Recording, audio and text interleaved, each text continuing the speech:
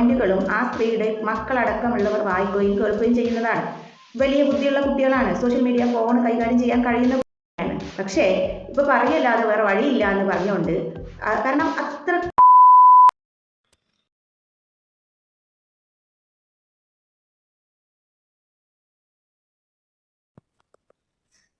എല്ലാവരും തിരക്കിലാണല്ലേ? സിലു എന്ത് പറഞ്ഞു? ഗഫൂർ എന്ത് പറഞ്ഞു? CCTVയിൽ എന്തൊക്കെ ഉണ്ട്? എല്ലാവർക്കും എല്ലാം അറിയണം. എൻ്റെ പൊന്നു PSC പിള്ളേരെ, നമുക്ക് ഇതൊക്കെ കാണുമ്പോഴും നമ്മളെ കണ്ട് സിലബസിൽ വേണം. കാരണം ഇതെന്ന് പോലും PSC ചോദ്യങ്ങൾ ചോദിക്കാം. അപ്പോൾ സിലുവിനെ കുറിച്ചാണ് നമ്മൾ സംസാരിച്ചത്. ആരാണ് സിലു? സിലു ഒരു ബ്ലോഗറാണ്. ഈ സ്ത്രീ കുറേ കാലമായിട്ട് ഫാമിലി കാര്യങ്ങൾ, അവരുടെ ബിസിനസ്, കുട്ടികളുടെ തമാശ, ഇത്തരത്തിലുള്ള കാര്യങ്ങളൊക്കെ വ്ലോഗ് ചെയ്തുകൊണ്ടിരിക്കുകയാണ്. പെട്ടെന്ന് അദ്ദേഹത്തിൻ്റെ ആ സ്ത്രീയുടെ ഹസ്ബൻഡ് മിസ്സാവുകയാണ്. വീഡിയോയിൽ കുറച്ച് ദിവസമായിട്ട് അദ്ദേഹത്തെ കാണാനില്ല. ആ സ്ത്രീ അവരുടെ വീഡിയോയിൽ പറയാതെ പറയുന്നുണ്ട്, ചെറിയൊരു ബുദ്ധിമുട്ടിലാണ്, മാറി നിൽക്കുകയാണെന്ന് ആ വീഡിയോ കാണുന്നവർക്ക് മനസ്സിലാവും. പക്ഷേ നിരന്തരമായിട്ട് ഈ വീഡിയോ കാണുന്നു ആളുകൾ, അവരെ കൊണ്ട് തന്നെ അത് പറയിപ്പിക്കണം എന്നുള്ള ലക്ഷ്യത്തോടു കൂടെ ഡെയിലി മെസ്സേജ് ചെയ്യാണ്, ഡെയിലി വന്ന് കമൻറ്റ് ഇട്ടുകൊണ്ടിരിക്കുകയാണ്. അവരെങ്ങനെ ടോർച്ചർ ചെയ്യാണ്. നിന്റെ ഹസ്ബൻഡ് എവിടെ പോയി? നീ അദ്ദേഹത്തെ ഒഴിവാക്കിയോ? നിനക്ക് ഭംഗി കൂടുതലാണ്, അതുകൊണ്ട് അദ്ദേഹത്തിന് ഏജ് ഓവറായി തോന്നിക്കുന്നു, അതുകൊണ്ട് അദ്ദേഹത്തെ നീ ഒഴിവാക്കി. കാശ് കൂടിയപ്പോൾ ഹസ്ബൻഡിന് ഇഷ്ടപ്പെടുന്നില്ല. ഇത്തരത്തിലുള്ള ചോദ്യങ്ങൾ ചോദിച്ച് അവരെ ബുദ്ധിമുട്ടിച്ചുകൊണ്ടിരിക്കുകയാണ്. ടോർച്ചർ ചെയ്യാന്നൊക്കെ പറയില്ല, അതിൻ്റെ വളരെ പീക്ക് ലെവല് അദ്ദേഹത്തെ ബുദ്ധിമുട്ടിച്ചുകൊണ്ടിരിക്കുകയാണ്. ഈ സമയത്ത് അവർ വന്ന് പറയാണ്, എനിക്കൊട്ടും പറയാൻ ഇഷ്ടമില്ലാത്തൊരു കാര്യമാണ്, പക്ഷേ ഇപ്പോൾ പറയല്ലാതെ വേറെ വഴിയില്ല എന്ന് പറഞ്ഞുകൊണ്ട് കാരണം അത്രക്കും ആ സ്ത്രീ ബുദ്ധിമുട്ട് നേരിട്ടുകൊണ്ടിരിക്കുകയാണ്. നിങ്ങളിടുന്ന ഓരോ കമൻറ്റുകളും ആ സ്ത്രീയുടെ മക്കളടക്കമുള്ളവർ വായിക്കുകയും കേൾക്കുകയും ചെയ്യുന്നതാണ്. വലിയ ബുദ്ധിയുള്ള കുട്ടികളാണ്, സോഷ്യൽ മീഡിയ ഫോൺ കൈകാര്യം ചെയ്യാൻ കഴിയുന്ന കുട്ടികളാണ്. തൻ്റെ ഉമ്മാനെ കുറ്റം പറയുന്നത്, തൻ്റെ ഉമ്മാനെ മോശമാക്കി പറയുന്ന കാര്യങ്ങൾ കുട്ടികൾ കേൾക്കുമ്പോൾ ആ ഉമ്മാക്കുണ്ടാകുന്ന ഒരു ബുദ്ധിമുട്ട് വളരെ മോശമാണില്ലേ അവസ്ഥ. അങ്ങനെ നിരന്തരം ഒരു പണിയില്ലാതെ വെറുതെ ഇരുന്ന് കുറേ ആളുകൾ ഇങ്ങനെ ടോർച്ചർ ചെയ്തപ്പോൾ കൈവിട്ടു പോയി അവരുടെ മനസ്സ്. അങ്ങനെ അവരൊരു ദിവസം പറഞ്ഞു, ഞങ്ങൾ സെപ്പറേറ്റഡ് ആണ്, ഞങ്ങളിപ്പോൾ മാറിയാണ് താമസിക്കുന്നത്. അങ്ങനെ അവർ പറയുകയാണ്. ഇത് കിട്ടിയ പാടെ കേട്ട പാടെ സോഷ്യൽ മീഡിയയിൽ വലിയ ആഘോഷം സ്ഥിരമായി. പിന്നെ എല്ലാവരുടെയും തമ്മയിലും ഹാഷ്ടാഗും ഡിസ്ക്രിപ്ഷനും എല്ലാം അവരായി. ഓക്കെ, ആ സ്ത്രീ ഉദ്ദേശിച്ചു തന്നെ ഫാമിലിയിലുള്ള തരം കാര്യങ്ങൾ ഷെയർ ചെയ്യാൻ അവർക്ക് ഒരിക്കലും ഇഷ്ടമല്ല. പക്ഷേ അവർ പറഞ്ഞു പോവുകയാണ്, അവരുടെ അവസ്ഥ അത്രയും മോശമായതുകൊണ്ട്. ഇനി ഇത് കണ്ടിരിക്കുന്ന PSC പിള്ളേരോട് എനിക്ക് പറയാനുള്ളത്, നിങ്ങളിതിലെ കമൻറ്റ് കാണുമ്പോൾ നിങ്ങൾ ഓർക്കണം, IT ആക്ട് 2000 സെക്ഷൻ 66. ഒരാൾ സൈബറിടത്തിൽ അധിക്ഷേപിക്കപ്പെട്ടാൽ അവരെ അകത്താക്കാൻ ഈ നിയമം പഠിച്ചാൽ പോരാ, അറിഞ്ഞിരിക്കുകയും വേണം. അപ്പോൾ നമുക്ക് ഇതുമായി ബന്ധപ്പെട്ട് PSC ചോദിക്കുന്ന ബാക്കി കാര്യങ്ങൾ ഡിസ്കസ് ചെയ്താലോ? ഗാർഹിക പീഡന നിരോധന നിയമം. അപ്പോൾ ഈ നിയമം എന്നാണ് പാസ്സാക്കിയത്? ഈ നിയമം പാസ്സാക്കിയത് 2005 സെപ്റ്റംബർ 13. 2005 സെപ്റ്റംബർ 13 ഈ നിയമം പാസ്സാക്കിയത്. അപ്പോൾ നിലവിൽ വന്നതോ? നിലവിൽ വന്നത് 2006 ഒക്ടോബർ 26. 2006 ഒക്ടോബർ 26 ഈ നിയമം നിലവിൽ വന്നത്. അതായത് സിലുവിനെ കുറിച്ചാണല്ലോ ഈ വീഡിയോ ചർച്ചയുണ്ടായത്. സിലുവിൻ്റെ കല്യാണം കഴിഞ്ഞത് 2006 എന്ന് അവൾ പറഞ്ഞു. അപ്പോൾ 2006 എന്ന സിലുവിൻ്റെ വിവാഹ വാർഷികത്തോട് ഈ ഒരു ഡേറ്റ് കണക്ട് ചെയ്യാൻ പറ്റും. 2006 ഗാർഹിക പീഡന നിരോധന നിയമം നിലവിൽ വന്നതും. ഇനി എന്താണ് ഈ നിയമത്തിൻ്റെ ഒരു ലക്ഷ്യം? വീടിനുള്ളിൽ സ്ത്രീകൾ നേരിടുന്ന ശാരീരികവും മാനസികവും ലൈംഗികവും സാമ്പത്തികവുമായ പീഡനങ്ങൾ തടയുക. ഇത് വളരെ ഇമ്പോർട്ടൻ്റ് ആണ് കേട്ടോ. അപ്പോൾ വീടിനുള്ളിൽ സ്ത്രീകൾ നേരിടുന്ന ശാരീരികമായിട്ടുള്ള പീഡനം, മാനസികമായിട്ടുള്ള പീഡനം, ലൈംഗികമായിട്ടുള്ള പീഡനം, സാമ്പത്തികമായിട്ടുള്ള പീഡനം, ഇതെല്ലാം പീഡനം എന്നുള്ള നിർവചനത്തിനു താഴെ വരുന്നതാണ്. ഇതിൽ നിന്നെല്ലാം രക്ഷിക്കുക, സ്ത്രീകൾക്ക് സംരക്ഷണം നൽകുക എന്നുള്ളതാണ് ഈ ഒരു നിയമത്തിൻ്റെ ലക്ഷ്യം. ഇനി ഈ നിയമത്തിൽ ആർക്കൊക്കെയാണ് സംരക്ഷണം കിട്ടുന്നത് എന്നാണ് നോക്കുന്നത്. ഭാര്യമാർ, കൂടെ താമസിക്കുന്ന പങ്കാളി, അമ്മമാർ, സഹോദരിമാർ തുടങ്ങി ഒരേ വീട്ടിൽ താമസിക്കുന്ന ഏത് സ്ത്രീക്കും ഈ നിയമപ്രകാരം പരാതി നൽകാൻ പറ്റും. അപ്പോൾ നിങ്ങൾ ഓർക്കുക, പുരുഷന്മാർക്ക് ഈ നിയമം കൈകാര്യം ചെയ്യാൻ കഴിയൂല. പുരുഷന്മാർക്ക് സംരക്ഷണം നൽകുന്ന ഒരു നിയമം അല്ല ഇത് എന്നുള്ള കാര്യം നിങ്ങൾ ഓർക്കണം കേട്ടോ. ഭാര്യമാർക്ക് പറ്റും, കൂടെ താമസിക്കുന്ന പങ്കാളി, അതായത് ലിവിങ് റിലേഷൻഷിപ്പ് ഒക്കെ ഉണ്ടാവുമല്ലോ, അതിലുള്ള ആളുകൾ, കൂടാതെ അമ്മമാർ, സഹോദരിമാർ തുടങ്ങി ഒരു വീടിനുള്ളിൽ താമസിക്കുന്ന ഏത് സ്ത്രീക്ക് വേണമെങ്കിലും ഗാർഹിക പീഡന നിരോധന നിയമം അനുസരിച്ച് കംപ്ലൈൻറ്റ് കൊടുക്കാൻ പറ്റും. ഇനി ഇമ്പോർട്ടൻറ്റ് സെക്ഷൻസിനെ കുറിച്ചാണ് നമ്മൾ പഠിക്കാൻ പോണത്. സെക്ഷൻ 3 പറയാണ് ഗാർഹിക പീഡനം എന്നാൽ എന്ത് എന്ന് നിർവചിക്കുന്നത് സെക്ഷൻ 3 കേട്ടോ. സെക്ഷൻ 3 ഗാർഹിക പീഡനം എന്താണ് എന്ന് നിർവചിക്കുന്നത്. ഏതിലാണ്? സെക്ഷൻ 3 ഓർക്കുക. എന്താണ് ഗാർഹിക പീഡനം? അതായത് വെറും ശാരീരിക ഉപദ്രവം മാത്രമല്ല ഈ ഒരു ഗാർഹിക പീഡനം എന്നാൽ ഉദ്ദേശിക്കുന്നത്. പിന്നെ എന്തൊക്കെയായിരിക്കും? പ്രധാനമായിട്ടും 4 ഈ പീഡനം എന്താണെന്ന് നമുക്ക് തരംതിരിക്കാൻ പറ്റും. അതായത് ശാരീരിക പീഡനം, ശരീരത്തിന് വേദനയോ അപകടമോ ഉണ്ടാക്കുന്ന ഏത് പ്രവൃത്തിയും ഇതിൽ ഉൾപ്പെടുന്നു. ഉദാഹരണത്തിന് അടിക്കുക, ചവിട്ടുക, തള്ളുക, മുടിക്ക് പിടിച്ച് വലിക്കുക, ഇതൊക്കെ എന്താണ്? ഇതൊക്കെ ശാരീരിക പീഡനം എന്ന വിഭാഗത്തിൽ പെടുന്നതാണ്. പിന്നെ ലൈംഗിക പീഡനം, ഒരു സ്ത്രീയുടെ അന്തസ്സിനെ ഹനിക്കുന്ന രീതിയിലുള്ള ലൈംഗിക സ്വഭാവം ഏത് പ്രവൃത്തിയും ഈ ഒരു ലൈംഗിക പീഡനം എന്നുള്ളതിൽ വരും കേട്ടോ. നിർബന്ധിത ലൈംഗിക ബന്ധം ഇതിൽ പ്രധാനപ്പെട്ട ഒരു കാര്യമാണ്. അതുപോലെ വാചികവും വൈകാരികവുമായിട്ടുള്ള പീഡനം, അതായത് മാനസികമായിട്ട് തളർത്തുന്ന വാക്കുകൾ ഉപയോഗിക്കുക, പ്രവൃത്തികൾ ചെയ്യുക, ഇതൊക്കെ ഇതിൽ പെടുന്ന കാര്യങ്ങളാണ്. ഉദാഹരണത്തിന് അധിക്ഷേപിക്കുക, പരിഹസിക്കുക, ഭീഷണിപ്പെടുത്തുക, സ്ത്രീകൾക്ക് താല്പര്യമുള്ള വ്യക്തികളായിട്ട് സംസാരിക്കുന്നത് തടയുക, ഇതൊക്കെ ഈ ഒരു നിയമത്തിൽ വരുന്ന കാര്യങ്ങളാണ്. അതായത് സിലു കുറച്ച് മുമ്പേ ഒരു ഇൻ്റർവ്യൂ നടത്തിയിട്ടുണ്ടായിരുന്നു. അവൾ അതിൽ പറയുകയാണ്, ഹസ്ബൻഡ് ഹോട്ടലിൽ പോകുമ്പോഴൊക്കെ എന്ത് ചെയ്യാൻ പറ്റൂല, ഹോട്ടലിൽ കൊണ്ടുപോകില്ല, പാഴ്സലാണ് വീട്ടിലേക്ക് കൂടുതൽ കൊണ്ടുവരിക എന്ന് പറഞ്ഞിട്ടുണ്ടായിരുന്നു. അതായത് അവളെ അല്ലെങ്കിൽ മറ്റുള്ള ആണുങ്ങൾ അവളെ നോക്കും എന്നുള്ള ഒരു അർത്ഥത്തിൽ അതിഷ്ടമല്ലാത്തത് കൊണ്ട് അത് അവൾ ആ സമയത്ത് അതിൽ നിന്ന് രക്ഷപ്പെടാൻ ഇതൊരു കൾച്ചറാണ് എന്നുള്ള രൂപത്തിൽ ആ ഒരു സമയത്ത് അവൾ അതിനെ ഒഴിവാക്കി. പക്ഷേ അതെന്താണ്, സ്ത്രീകൾക്ക് താല്പര്യമുള്ള വ്യക്തികളായിട്ട് സംസാരിക്കുക പോലത്തെ ആ ഡെഫിനിഷൻ ഉണ്ടല്ലോ, ആ ഡെഫിനിഷൻ്റെ കീഴിൽ അത് വരാൻ ചാൻസ് ഉണ്ട് കേട്ടോ. അതായത് അവളുടെ അവകാശത്തെ നിഷേധിക്കുന്ന പോലത്തെ കാര്യങ്ങൾ. നെക്സ്റ്റ് ഉള്ളത് സാമ്പത്തിക പീഡനമാണ്. സ്ത്രീക്ക് അർഹതപ്പെട്ട സാമ്പത്തിക സ്രോതസ്സ് തടയുന്നതിനെയാണ് ഇത് അർത്ഥമാക്കുന്നത്. ഉദാഹരണത്തിന് വീട്ടു ചെലവിന് പണം നൽകാതിരിക്കുക, സ്ത്രീയുടെ സ്ത്രീധനോ സ്വത്തോ കൈവശപ്പെടുത്തുക, ജോലിക്ക് പോകുന്നത് തടയുക, സ്ത്രീ ഉപയോഗിക്കുന്ന സാധനങ്ങൾ വിൽക്കുക. അതായത് ഇപ്പോൾ ആ ഒരു വീട് സിലു കഷ്ടപ്പെട്ടുണ്ടാക്കിയതാണ് എന്ന് പറഞ്ഞു, അത് അയാൾ വിൽക്കുകയാണെന്ന് പറയുന്നുണ്ട്. അതെന്താണ്? ഈ ഒരു സാമ്പത്തിക പീഡനത്തിൽ വരും. അതുപോലെ തന്നെ വീട്ടു ചെലവിന് പണം നൽകാത്ത ഒരവസ്ഥ, കുട്ടികളുണ്ട്, ഭാര്യയ്ക്ക് എന്ത് ചെയ്യണം, വീട്ടിൽ ചെലവ് കൊടുക്കൽ ഇയാളുടെ, അതായത് ഗഫൂർ ഖാൻ്റെ ഉത്തരവാദിത്തമാണ്. അത് അയാൾ ചെയ്യുന്നില്ല എന്നില്ലെങ്കിൽ അത് സാമ്പത്തിക പീഡനത്തിൻ്റെ കീഴിൽ വരും. അതുപോലെ സിലുവിന് കല്യാണം കഴിച്ച് കൊണ്ടുവരുന്ന സമയത്ത് അവളുടെ ഉപ്പ കൊടുത്ത ആഭരണങ്ങൾ എന്ത് ചെയ്തു, ഇയാൾ കുറേ എടുത്ത് ഉപയോഗിച്ചിട്ടുണ്ട് എന്ന് പറയുന്നുണ്ട്. അതെന്താണ്? അത് സ്ത്രീയുടെ സ്ത്രീധനായിട്ട് ബന്ധപ്പെട്ട് സാമ്പത്തിക പീഡനം എന്നുള്ള ഒരു കാറ്റഗറിയിൽ വരുന്ന കാര്യമാണ് കേട്ടോ. ഇനി നമുക്ക് അടുത്തത് നോക്കാനുള്ളതാണ് സെക്ഷൻ 12. എന്താണ് സെക്ഷൻ 12? അപേക്ഷ സമർപ്പിക്കുക. അപേക്ഷ കൊടുക്കണമല്ലോ, പരാതി കൊടുക്കണം. ആർക്കൊക്കെ കംപ്ലൈൻറ്റ് കൊടുക്കാൻ പറ്റും? പീഡനത്തിന് ഇരയായ വ്യക്തിക്ക്, അതായത് ഇവിടെ സിലുവിന് അപേക്ഷ കൊടുക്കാൻ പറ്റും. അടുത്തത് പ്രൊട്ടക്ഷൻ ഓഫീസർക്ക് കൊടുക്കാൻ പറ്റും. പ്രൊട്ടക്ഷൻ ഓഫീസർക്ക് കംപ്ലൈൻറ്റ് കൊടുക്കാൻ പറ്റും. കൂടാതെ ഇരയായ വ്യക്തിക്ക് വേണ്ടി മറ്റേതെങ്കിലും വ്യക്തി, അതായത് സിലുവിൻ്റെ ഉമ്മാക്കോ അതല്ലെങ്കിൽ മക്കളുണ്ട് അവർക്കോ ആർക്ക് വേണമെങ്കിലും എന്ത് ചെയ്യാൻ പറ്റും? കംപ്ലൈൻറ്റ് കൊടുക്കാൻ പറ്റും. ഇനി പരാതി കൊടുക്കുന്ന സമയത്ത് നമുക്ക് കോടതിയിൽ എന്തൊക്കെ ആവശ്യപ്പെടാൻ പറ്റും എന്നുള്ള കാര്യങ്ങളാണ് നോക്കുന്നത്. സെക്ഷൻ 18 സംരക്ഷണ ഉത്തരവ്. എന്താണ് സംരക്ഷണ ഉത്തരവ് എന്നുള്ളത് കൊണ്ട് ഉദ്ദേശിക്കുന്നത്? ഇരയായ സ്ത്രീയെ ഉപദ്രവിക്കുന്നതിൽ നിന്ന് എതിർ കക്ഷിയെ തടയുന്ന ഉത്തരവാണ് കേട്ടോ സെക്ഷൻ 18. പ്രധാനമായിട്ടും ശാരീരികമായിട്ടോ മാനസികമായിട്ടോ ഉപദ്രവിക്കരുത്, ജോലിസ്ഥലത്തോ പരാതിക്കാരി പോകുന്ന മറ്റ് സ്ഥലത്തോ പ്രവേശിക്കരുത്, ഫോണിലൂടെയോ മറ്റോ ശല്യം ചെയ്യരുത്, സ്ത്രീയുടെ സുരക്ഷ ഉറപ്പാക്കുക എന്നുള്ളതാണ് ഈ ഒരു സംരക്ഷണ ഉത്തരവ് കൊണ്ട് ഉദ്ദേശിക്കുന്നത്. ഇനി സെക്ഷൻ 19 താമസിക്കാനുള്ള ഉത്തരവ്, റെസിഡൻസ് ഓർഡർ. എന്താണിത്? സ്ത്രീക്ക് താമസിക്കാനുള്ള അവകാശം ഉറപ്പാക്കുന്ന ഒരു സംഭവമാണ് സെക്ഷൻ 19. സ്ത്രീ താമസിക്കുന്ന വീട്ടിൽ നിന്ന് അവരെ പുറത്താക്കാൻ പാടില്ല. അതായത് ഇപ്പോൾ സിലു വീട് മാറിയല്ലോ, അവൾക്ക് വീട് മാറേണ്ട ആവശ്യമില്ല, അവൾ ഓൾറെഡി ഉണ്ടായിരുന്ന വീട്ടിൽ തന്നെ അവൾക്ക് താമസിക്കാം. ആ വീട് എതിർകക്ഷിയുടെ പേരിലാണെങ്കിൽ പോലും സ്ത്രീകൾക്ക് എന്ത് ചെയ്യാം, അവിടെ താമസിക്കാൻ പറ്റും. ഇപ്പോൾ ഗഫൂറിൻ്റെ പേരിലാണ് ഈ ഒരു വീട് വാങ്ങിയിട്ടുള്ളത് എങ്കിൽ കൂടി സിലുവിന് അവിടെ താമസിക്കാനുള്ള പൂർണ്ണമായ അർഹത ഉണ്ട്. ആവശ്യമെങ്കിൽ പീഡിപ്പിക്കുന്ന വ്യക്തിയെ വീട്ടിൽ നിന്ന് മാറി താമസിക്കാൻ കോടതിക്ക് ഉത്തരവിടാൻ പറ്റും. ഇവിടെ സിലുവിനും കുട്ടികൾക്കും അവിടെ താമസിക്കുകയും ചെയ്യുക, ഗഫൂറിന് എന്ത് ചെയ്യുക, പുറത്തു പോയി മറ്റൊരു വീട് വെച്ച് താമസിക്കുക. അല്ലാതെ സിലു അല്ല അവിടുന്ന് ഒഴിഞ്ഞു കൊടുക്കേണ്ടത്.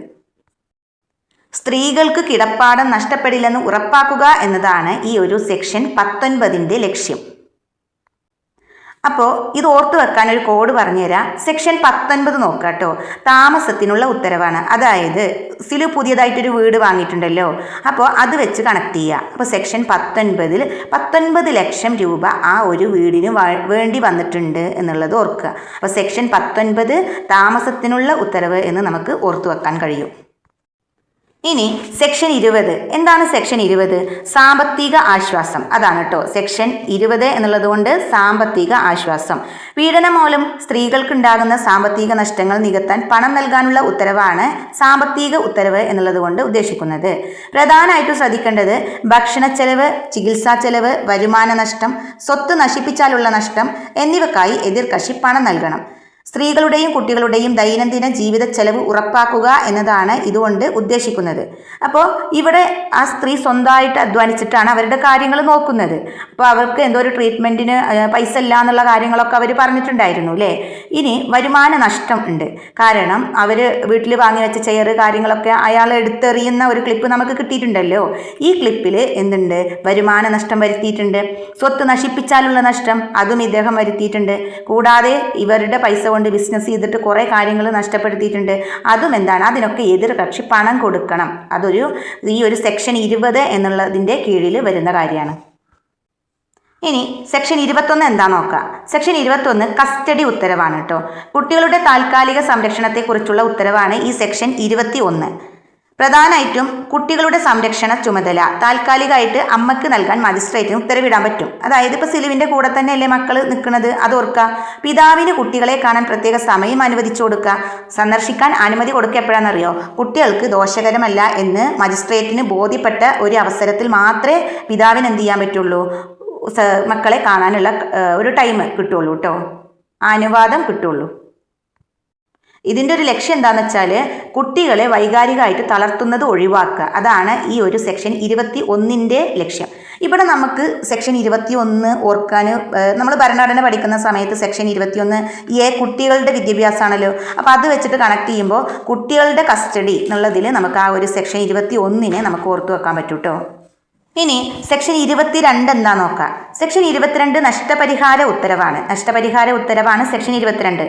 ഈ പീഡനം മൂലം സ്ത്രീക്കുണ്ടായ മാനസിക വിഷമത്തിനും വൈകാരിക ആഘാതത്തിനും നൽകുന്ന പണമാണ് സെക്ഷൻ 22 നഷ്ടപരിഹാര ഉത്തരവ് എന്നതുകൊണ്ട് ഉദ്ദേശിക്കുന്നത്. അതിൽ സെക്ഷൻ 20 പറയുന്ന ദൈനംദിന ചെലവുകൾക്ക് അതൊരു നഷ്ടപരിഹാരമായിട്ട് തരുന്നതാണ്. ആ 20 പറയുന്നതിന് പുറമെ സ്ത്രീക്കുണ്ടായ ആഘാതത്തിന് നൽകുന്ന ഒരു അധിക നഷ്ടപരിഹാരമാണ് സെക്ഷൻ 22 കിട്ടാൻ പോണത്. ഇതിൻ്റെ ലക്ഷ്യം എന്താണ്? പീഡനം മൂലമുണ്ടായ മാനസിക വേദനയ്ക്ക് ആശ്വാസം നൽകുക എന്നുള്ളതാണ്.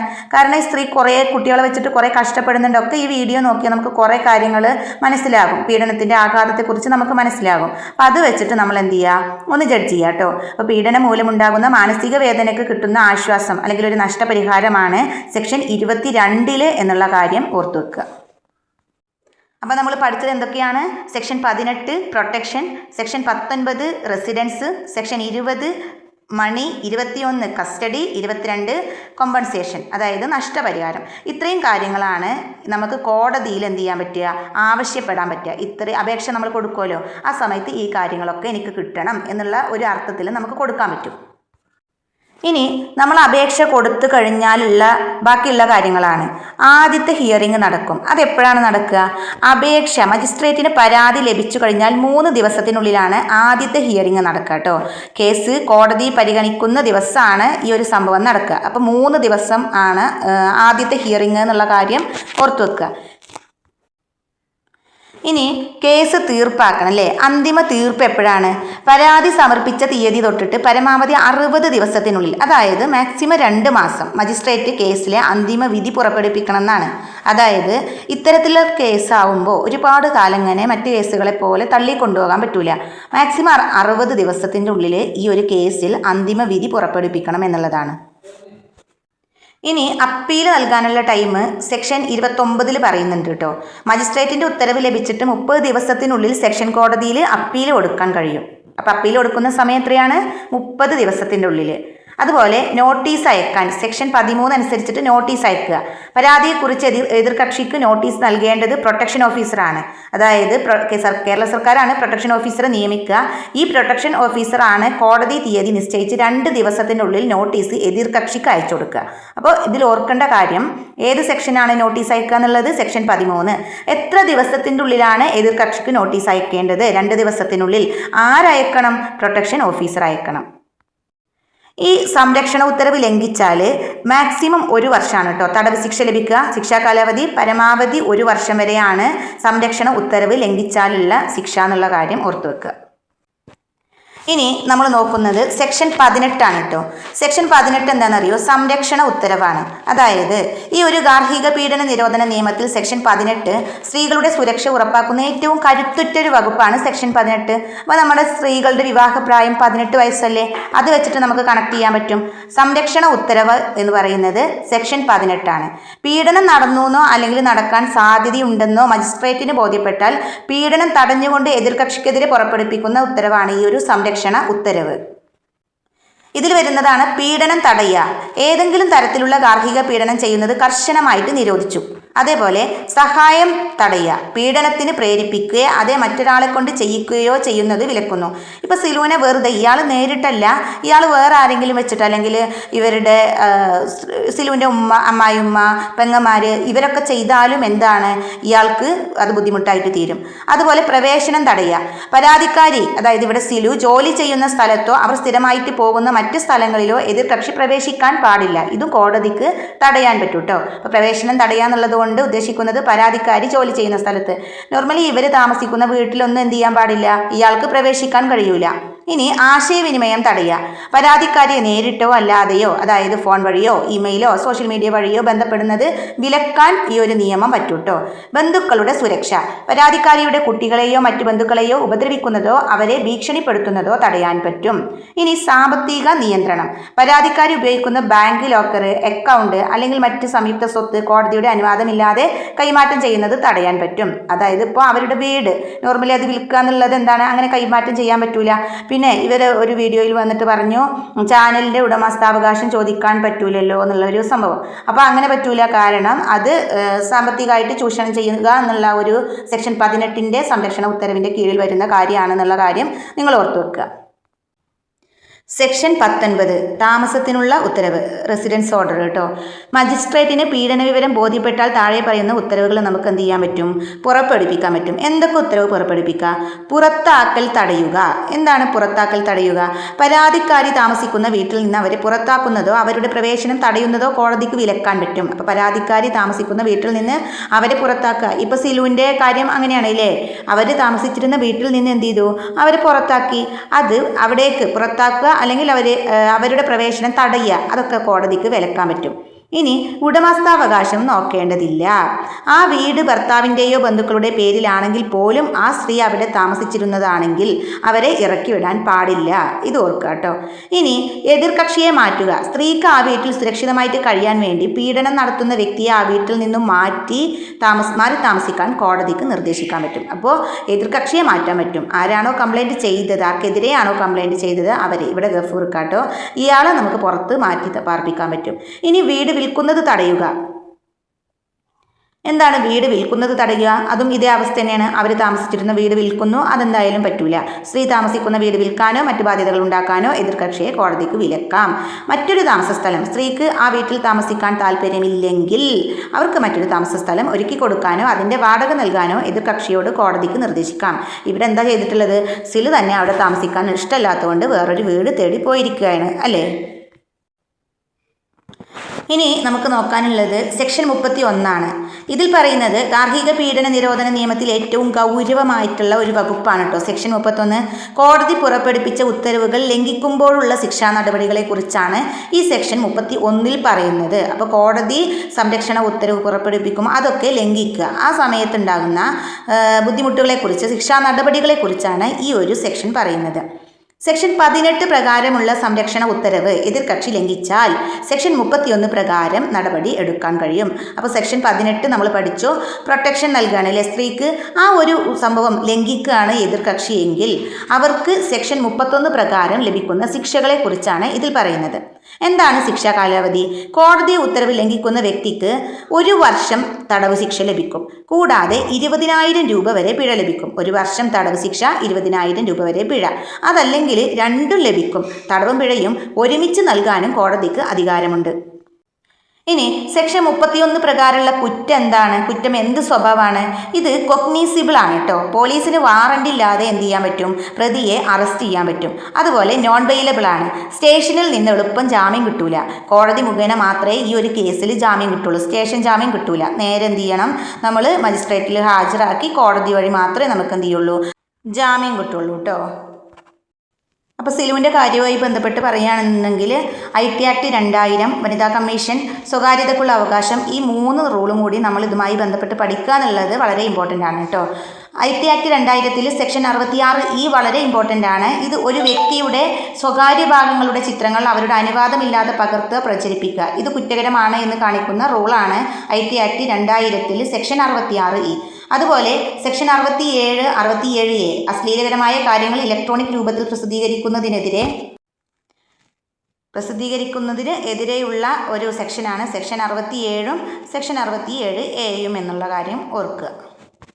ഇനി വനിതാ കമ്മീഷൻ്റെ കാര്യം പറയുകയാണെങ്കിൽ ഇത്രയും സിലുവുമായി ബന്ധപ്പെട്ടുള്ള കാര്യങ്ങൾ സോഷ്യൽ മീഡിയ വഴി പ്രചരിപ്പിച്ചിട്ടും ഇതിനൊന്നും നടപടിയെടുക്കാൻ ആരുമില്ലേ എന്നുള്ള ഒരു ചോദ്യം നോർമലായിട്ട് മനസ്സിൽ തോന്നുകയാണെങ്കിൽ അതിനുള്ള റിപ്ലൈ ആണെന്ത്? വനിതാ കമ്മീഷൻ. വനിതാ കമ്മീഷന് സ്വമേധയാ ഇതിലൊക്കെ എന്ത് ചെയ്യാൻ പറ്റും? കംപ്ലൈൻറ്റ് രജിസ്റ്റർ ചെയ്യാൻ പറ്റും കേട്ടോ. അതുപോലെ തന്നെ എന്താണ് വനിതാ കമ്മീഷൻ? സ്ത്രീകളുടെ അവകാശങ്ങൾ സംരക്ഷിക്കാൻ വേണ്ടിയിട്ട് രൂപീകരിച്ച അർദ്ധ ജുഡീഷ്യൽ അധികാരമുള്ള ഒരു ബോഡിയാണ് വനിതാ കമ്മീഷൻ. ദേശീയ വനിതാ കമ്മീഷൻ എന്നാണ് രൂപീകരിച്ചത്? 1992 ജനുവരി 31. വളരെ വളരെ വളരെ ഇമ്പോർട്ടൻ്റ് ആണ്. 1992 ജനുവരി 31 ദേശീയ വനിതാ കമ്മീഷൻ രൂപീകരിച്ചത്. ഇതിൻ്റെ ആദ്യത്തെ അധ്യക്ഷ ജയന്തി പട്നായിക് ആണെന്നുള്ള കാര്യം മറക്കരുത്. അതുപോലെ കേരള സംസ്ഥാന വനിതാ കമ്മീഷൻ രൂപീകരിച്ച വർഷം ഏതാണ്? 1996.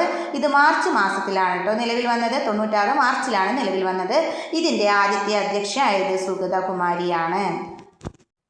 അതുപോലെ സ്ത്രീകൾക്കെതിരെയുള്ള അതിക്രമങ്ങൾ സ്വമേധയാ കേസെടുക്കാൻ കമ്മീഷന് അധികാരമുണ്ട്. സിവിൽ കോടതിയുടെ അധികാരങ്ങൾ ഇവർക്കുണ്ട് കേട്ടോ. ഒരു സിവിൽ കോടതിയുടെ അധികാരം ഒരു വനിതാ കമ്മീഷൻ ഉണ്ട് എന്നുള്ള കാര്യം മറക്കരുത്. അതുപോലെ തന്നെ സ്വകാര്യതക്കുള്ള അവകാശം എന്നുള്ളത് വളരെ ഇമ്പോർട്ടൻ്റ് ആണ്. Right to privacy. ഇന്ത്യൻ ഭരണഘടനയുടെ ഭാഗമായിട്ട് സ്വകാര്യതക്കുള്ള അവകാശം എന്നുള്ളത് വളരെ പ്രധാനപ്പെട്ട ഒരു കാര്യമാണ്. പ്രത്യേകിച്ച് 2017 പുട്ടുസ്വാമി കേസ് വന്നു. സുപ്രീം കോടതിയുടെ ചരിത്ര പ്രധാനമായിട്ടുള്ള ഒരു സംഭവമാണ് കേട്ടോ ഈ വിധിയിലൂടെ, അതായത് ഈ പുട്ടുസ്വാമി കേസ് 2017 സ്വകാര്യതക്കുള്ള അവകാശം ഭരണഘടനയുടെ ആർട്ടിക്കിൾ 21 കീഴിലുള്ള ഒരു മൗലികാവകാശമാണെന്ന് പ്രഖ്യാപിച്ചു. അപ്പോൾ നമ്മൾ ഓർക്കുക, പുട്ടുസ്വാമി കേസിലാണ് 2017 ആർട്ടിക്കിൾ 21 കീഴിലാണ് എന്ത് വന്നത്? ഒരു മൗലികാവകാശമായിട്ട് സ്വകാര്യതക്കുള്ള അവകാശം ഭരണഘടനയുടെ കീഴിൽ വരുന്നത്. ഇനി ഗാർഹിക പീഡന നിയമം, സ്വകാര്യത, അതിൽ എന്തുണ്ട്? ഗാർഹിക പീഡന നിയമത്തിലും സ്വകാര്യത ഉണ്ട്. അത് നേരത്തെ നമ്മൾ ചർച്ച ചെയ്ത അതുപോലെ തന്നെ സെക്ഷൻ 16 ഉണ്ടല്ലോ, ഇരയുടെ സ്വകാര്യത സംരക്ഷിക്കാൻ ഉദ്ദേശിച്ചിട്ടുള്ള ഒരു സെക്ഷനാണ് ഗാർഹിക പീഡനത്തിൽ സെക്ഷൻ 16. അപ്പോൾ ഇതാണ് അവസ്ഥ. നാട്ടുകാർക്ക് ഇത് വെറും വീഡിയോ, നമുക്കിത് നമ്മുടെ സിലബസ്. ഈ സൈബർ പോര് കാണുന്ന തിരക്കിൽ ആർട്ടിക്കിൾ 21 ഒന്ന് വായിച്ചു നോക്ക്. നമ്മുടെ സ്വകാര്യത, നമ്മുടെ അവകാശം. ഇനി ബാക്കി തല്ല് കാണാൻ പോകുന്നവർ പോയിക്കോട്ടോ. ഞാൻ പോയി IT ആക്ട് ഒന്നുകൂടെ പഠിക്കട്ടെ. വീഡിയോ ഇഷ്ടമായാൽ എല്ലാവരും ലൈക്ക് ചെയ്യുക, ഷെയർ ചെയ്യുക, സബ്സ്ക്രൈബ് ചെയ്യുക. അടുത്ത വിവാദവുമായി കാണുവരേക്കും ബൈ.